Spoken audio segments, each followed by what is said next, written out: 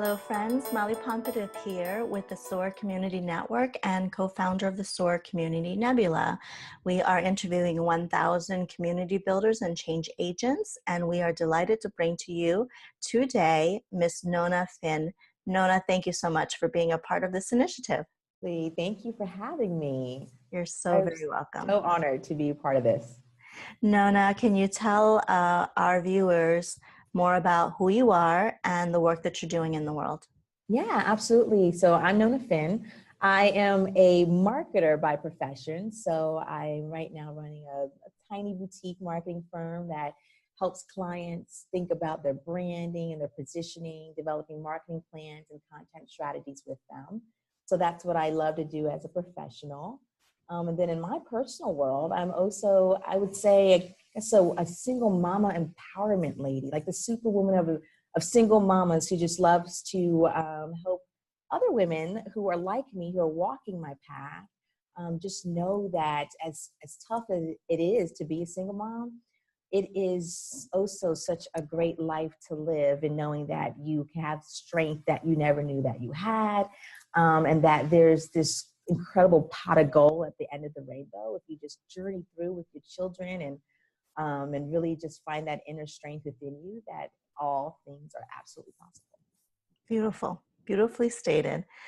Can you share an experience in your life or moments in your life perhaps where someone extended their hearts and their kindness to you that really helped to shape who you are today, or maybe shift your way of thinking? Absolutely. I have so many, but I drilled down to one example and period of my life. And that's actually probably when I was going through my divorce and realizing that I was going to be something that I actually feared all my life. And that was a single mom. Because this girl had some big dreams. And so I never wanted to be the person who had to take care of another life, but yet not have all the support systems in place to do that well. Plus, live these big dreams. You would hear these horrible stories of women who, would have children and then they're in poverty, and just this bad story that kind of gloomed around them. So that's what I pictured myself becoming.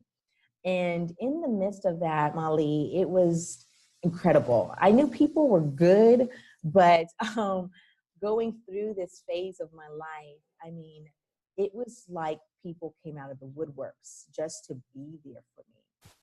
I could see in their hearts and their soul, just look in their eyes of how much they wanted to change my circumstance, but couldn't. So the best thing they could do for me was to be there. There were people that I didn't even know loved me the way they did, that came to be by my side, in my corner.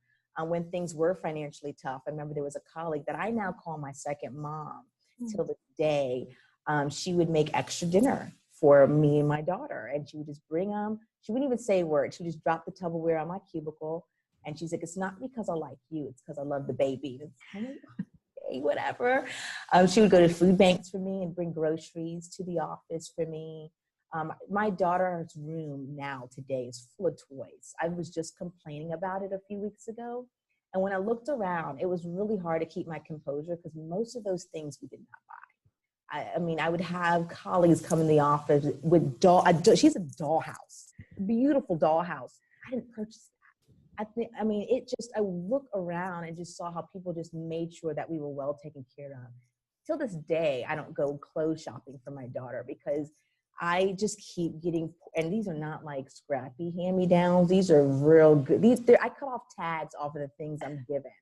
And so it was in this moment that I just realized that it does take a village. And even when you don't know you have a village behind you, when the rubber hits the road, that village comes to life. Your tribe wakes up and says, wait a minute, she needs us. And they come in and they carry you when you feel like you can't go another step. And I just know that every individual, I fall in love with people that I didn't even know that I would like. They just showed me their hearts in this time in my life. And it changed me. It made me more vulnerable to people. I was able to be more transparent. I am a more transparent individual now because I realize not everyone is out to hurt you. There actually are individuals, there are people in your world who just generally want to be good people to you. It's allowed me to be more compassionate as well, no matter a person's circumstance or situation. I used to be, I wouldn't say self-centered, but they'll be all right. They'll pull themselves up by their bootstraps one day. But now there's a compassion thing within me that says, well, what's your role in helping them pull up their bootstraps so that they can get there sooner? Their one day will come sooner because you were there to pull up. If it was not the right boot, loose the left boot, and you get the right, I'll get the left. But that compassion piece has grown in me because of this. And I see the world differently. I see that we are just not human beings that are just living day by day, but there's a purpose for our life. And if anything, that purpose is to be there for somebody else. Is to be a memorable footprint on someone else's life. And how can I do that? How can I be, when someone thinks of Nona and my face comes to their thoughts, that they wouldn't be scratching and screaming for the hills like, oh, that woman, but more just gleaming from ear to ear because I've made a great impact on the world. And I think each of us are here to do that for someone else. How wonderful is that? That's awesome. What a great answer. When you think of a community builder and a change agent, what characteristics and attributes come to your mind? I think the biggest thing is love, right? It's just an individual who understands what that small four-letter word truly means. I think you can't create change if you are unable or incapable to love. People, it's funny, I was in a course a few months back that was talking about leadership, and they were mentioning how, you can have a title. We all have titles. I've been able to make up my own over the last couple of months. But, you can have that leadership title, but if no one's actually following you, you're just out there on your own. If there isn't actually anyone following you, then is that really a leader? And I think change agents are leaders who are able to create a movement and a following. And not because they are there telling people what to do, but because there is a connective heart to heart happening. I follow people that I can see their hearts. I can see genuine that there's no agenda and no motive other than just to see goodness come from whatever it is that they're leading. I think that happens in business as much as it does in the personal world, that to have people able to follow you and truly call you a leader is to have a heart that is visible and one that is generally kind and good, and love is written all over it. I have followed CEOs in which I was able to say, okay, I can see love there. I can see that you truly care, that this is not just about your pockets or the bottom line, but there's care that is there. And I don't think you can be a change agent without that. I don't think that you are able to change this world. Think of all of the big folks who have changed our lives and that we get to live today. And love was written all over their manuscripts. We just got through Black History Month, and so I was pondering a lot about Martin Luther King, and I'm like, man, how did this guy do this without even social media? How did you get all of these people to follow you? And there was no Facebook, there was no LinkedIn, there was no Twitter that we rely on very heavily today to get people to follow us. You did this, but I'm like, there was love written all over your manuscript. Even the dreams that you mentioned in that beautiful speech that none of us, I think, will ever forget. Even us who weren't there to actually experience it knows this speech. They weren't even dreams for you. They were dreams for everyone else. You didn't even get to see them come true, but we did. That's love. That's a manuscript of love. And I think change agents need that quality to show that they care beyond themselves, that there's a selflessness. Because change is hard. None of us want to do it. Even when we're forced to do it, we're not happy about it. Some of us go kicking and screaming into change, and usually it's fear and uncertainty that causes us to do that. But when someone's able to create change, I think they're able to let people feel safe and secure. And again, allow them to follow them. And that's one characteristic that is necessary, I think, is definitely love. That's to be great. able to know that individual that you're following that is asking for change is coming from a great and good place that's written all over in love. I love that. I love that answer. All right. How are you gifting yourself forward? How do you utilize your talents, your skills, your life lessons to support a cause or an initiative? Can you share more on that? Absolutely. I would say the one thing, and I enjoy doing, and it's a volunteer. If I could get paid for it, I would just do this with my entire life. But at my church, I lead a small group. They call them small groups, and mine's doesn't have a beautiful name. They just give you a city and the number. So I'm Fairfax 03. But my small group is for single women and single moms and the women who have experienced divorce and basically broken relationships. And we meet every other Sunday in my home. And we have a study. Usually it's a Bible study that we'll focus on and talk about. And I lead this group, which has turned into something pretty phenomenal, just actually the end of last year, where I started off 4 years ago with maybe 5 of us in my living room. And today there's 20 of us sitting, hanging out in my living room. And because of that number, my church is actually saying that I have to figure out how to, they don't call it divide, they call it multiply. I need to find someone else to lead and take half of those people to their living room, because they like to keep it small. It's intimate. It's a pretty large church. So this is the way we get intimate and get connected with one another, is that we stay small and be able to just be vulnerable with one another, and have all the shy people still feel comfortable, and have all the extroverts still feel good too, because we just get to connect with one another. And what we do in that group is phenomenal. I'll give an example. Valentine's Day, I just thought, when are we most beating up ourselves as single women who have been through some experiences that are not so fun? And Valentine's Day is one of those days. It's one of those days I stay off of Facebook personally. I'm usually not on that platform, but I definitely stay away from it on Valentine's Day because it makes me feel pretty bad about me. And so I came up with an idea. It's like, what do we do? Let's do something on Valentine's Day. So I threw out all kinds of fun stuff. There was a circus happening at the harbor and just cool things. And all these women wanted to do was come to my house, have dinner, and go see a movie. And since I didn't even know this was a thing, but I guess Galentine's is a thing. So they're like, it's a Galentine's party. I'm like, oh, okay, cool. And we just spent the night. I have to admit, people shared some of their pain. And then that pain turned into encouragement. It was just great. We bought our movie tickets ahead of time. I knew we needed to, because we were late for the movie, because we couldn't stop just talking. And so what I did is I just turned my home into a dining experience. I had the lights down low. I had candles lit. I had flowers all over the home. I had this nice smelly candles lit too. And I had music just kind of in the background going. And it was awesome. It was great. We continue to talk about it to today. And I don't think it's because it was just getting together on that day. It was just what we were able to experience with one another in that day. And many, including myself, had to admit this was the best Valentine's Day we ever had in a long time. For me, it was almost 10 years since I had a dynamic Valentine's Day. And it seems trivial, but at the end of the day, it's about what we think about ourselves. We spend a lot of time, a day like that day, kind of trying to fight voices that are lying to us about ourselves because of some experience that we have, that we're maybe dateless this night. And when will we actually have a Valentine's Day where someone's taking us out?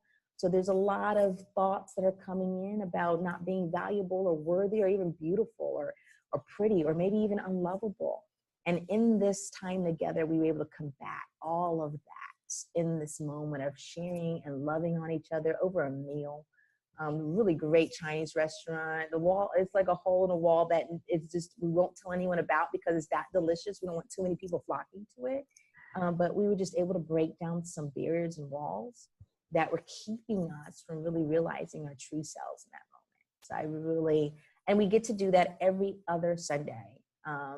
But this was one of those sort of intimate moments that was just memorable for us. But that's what this group is about. With us, I keep telling the ladies, I can't wait to meet the Nona I was always meant to be. And I can't wait for them to meet that woman that they were intended to be when the Creator took his hands and began to form her, before life told her lies, that the truth would resurrect out of her about what she was born to do. And that's what we get to do in this group. But I've been doing it for about 4 years now, and I love it. Thank you so much for doing that. That Yes. sounds incredible. I'm glad that you were able to create that beautiful sacred circle of sisterhood for that particular experience to take place in your home. Yeah. So, Miss Nona, when life gets you down and so you have some bad days, Mhm. we all do. Is there a quote or a motto or philosophy that helps you keep moving forward? I do. I'm going to quote the Bible. I am a big Bible reader, and Jeremiah 3:33 is one of my favorite scriptures. And it says, "Call to me, and I will answer you. I will show you great, unsearchable things you do not know." And I love that. I love that. Me and God, we have an awesome relationship. He is my pillar and he is my rock. He is my everything. I sometimes just wake up in the morning and let him know that you are my reason. You are it. I don't need anything else. And that scripture, when I go to that scripture, sometimes it's good days. Sometimes it's days like I have no clue. I'm lost. I don't know what I'm doing or where I'm going. And definitely bad days, but it's where I draw my hope from. I don't have to know. I don't have to understand everything because, I mean, if we be honest with ourselves, we're not going to. There are things that pop up in our days, in our lives, that we will never understand why. Like, what in the world? We won't have a rational reason as to why this is happening to me. Right? I think we've all said that. Like, why me? But then it's like, what? Should it be someone else? Should it be her over there? Like, we're all going to have that. That's what this life just hands us. But I am encouraged by that when I hear that, when I quote it, when I read it, because I know that I have someone I can call to say, I don't get it. I don't get today. I don't get this moment. I don't get this season, but I know you get it. And I'm not asking for you to give me a sign or an answer, but I just am comforted by the fact that the one who holds this universe in his hands gets it. And as he's holding the universe in his hands, he's also holding me. So even though today looks like the earth is going to swallow me up alive, I know that's not real. It's not true. I'm like, you won't let that happen to me, but you will eventually. You will show me things that I don't even understand today, which is so great because I'm finite. My mind can only think so much, but you are infinite in every way. And which means that even my own imagination, you supersede it. So even though this moment I cannot understand, you will supersede my imagination, and all things will truly work together for my good. So I will call to you, and I know you'll show me great and unsearchable things that today I don't know. So I love that one. When you imagine a better world, um, what does it look like through your eyes? Ooh. I honestly, when I imagine a better world, what I see, and I'll include men too. I'm a woman advocate, but I see all of us. Like I mentioned earlier, I believe every single individual was born to do something great, and it's up to us whether we discover that. I think of the Israelites who were wandering. They got the pleasure of wandering the desert for 40 years, and some died and didn't see their promised land. And that was all based off of things, their own choices and decisions that they made. But I believe we all have a promised land right here on earth, a purpose, a life-given purpose. And I think a perfect world is us all reaching that promised land before we die. That we all, because that's where fulfillment will come, because it's like, this is what I was born to do. And that's where we'll see some of the things that we scratch our heads about that look hateful, that we don't quite get or understand. That's where we'll start to in my mind, see melt away, because we get it. I get why I'm here. I get how I'm supposed to impact this world and your life. So how can I hate you? How can I say some of the things that we might be hearing being said in our world? I can't, because my life was to impact yours, and it's fulfilling, it's great, it's satisfying.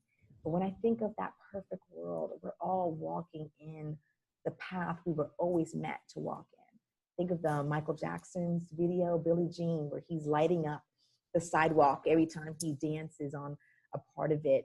We are all lighting up our own sidewalk because that's the path we were all meant to walk on. And that's a life that keeps us happy, satisfied, and fulfilled. So all that other junk that we would probably take the news stations out of business. We would probably, that's what would happen. I think is we would be walking our greatest purposeful life, and there'd be no news to report on because everything would, be all good and gravy, unless it just be wonderful talk shows about all the wonderful things that we're all doing to impact our world. So, Miss Nona, last but not least, how do folks get to know you better, learn more about the great work that you do, and connect with you? Oh, yes.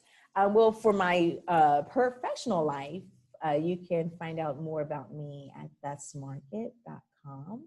That's my website for this boutique marketing consulting firm that I'm doing. And LinkedIn is a great place. Nona Phinn, that's with a P, P-H-I-N-N. I love connecting with people on LinkedIn. I've met some awesome people via LinkedIn. So I do love that. And for my personal world, Grace Covenant Church is an awesome place to find out what I'm doing in my small group. They have a section there about the small groups. Again, not fancy and sexy, but Fairfax 03 is where you can find me. And then I also have a blog called Sharing Niomi. That's where I get to share more with other single moms who are not in my reach physically, geographically. But I get to share a little bit about what we're doing in that small group with everyone else who might not be able to physically come out. My home is only so big, so 20 is actually busting through the seam in my house. But that's another way that I love to reach individuals I can't physically get to through sharingniomi.com. Great. Thank you very, very much for all your insights today, Nona. We really appreciate it. And I appreciate you for all the great things that you're doing for the community and through your business. Thanks so much for being a part of our Change Agent initiative. Absolutely. And same here. Thank you so much for all that you guys are doing. Thank you, thank you, thank you. For those that are tuning in, if you would like to nominate yourself or someone in your community who is doing some really amazing things, we'd love to feature them. So please make sure to nominate them and also learn more about our Nebula platform. If you're interested in becoming a member or partner, go to nebula.soar, S-O-A-R, communitynetwork.com. And we look forward to chatting with you. Thanks so much for tuning in. Talk to you soon, everyone.